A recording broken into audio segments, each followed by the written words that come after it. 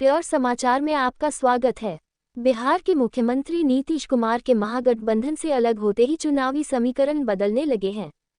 कई संभावित प्रत्याशियों के सपने टूटने लगे हैं। ये सभी प्रत्याशी विधानसभा बदलने की तैयारी कर रहे हैं। दो ध्रुव की पार्टी जदयू और राजद पहली बार एक साथ लोकसभा चुनाव लड़ने की स्थिति में थी, लेकिन बिहार की राजनीति ने अचानक करवट ले ली।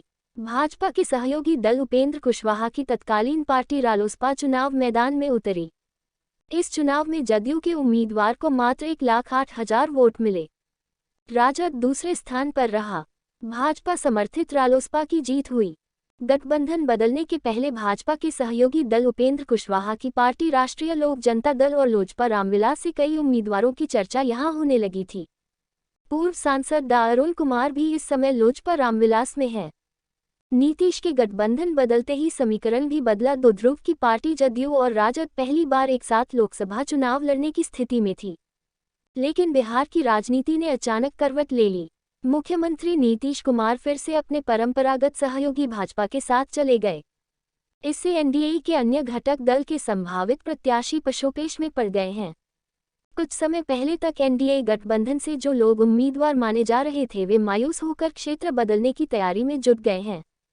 ऐसा माना जा रहा है कि सिटिंग क्षेत्र होने के कारण फिर से यह सीट जदयू के कोटे में जाएगी। एनडीए के घटक दल और राजद में होता रहा है सीधा मुकाबला। जहानाबाद लोकसभा सीट पर लंबे समय तक लाल झंडे का राज रहा। भारतीय कम्युनिस्ट पार्टी से रामाश्रय प्रसाद यादव यहां से 4 बार सांसद चुने गए। उसके बाद 13 महीने के लिए राजद के डॉ सुरेंद्र प्रसाद यादव, फिर जदयू से डॉ अरुण कुमार, राष्ट्रीय जनता दल से गणेश यादव, जनता दल यूनाइटेड से डॉ जगदीश शर्मा, राष्ट्रीय लोक जनता पार्टी से डॉ अरुण कुमार सांसद बने। वर्तमान में इस संसदीय क्षेत्र से जनता दल यूनाइटेड के चंदेश्वर प्रसाद चंद्रवंशी एमपी है। लाल झंडा के बाद इस संसदीय क्षेत्र से एनडीए के घटक दल और राष्ट्रीय जनता दल में सीधा मुकाबला रहा है।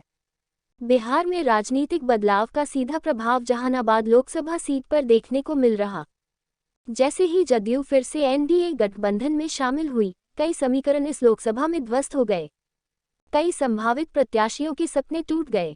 लोकसभा सीट से वर्तमान सांसद जदयू के हैं।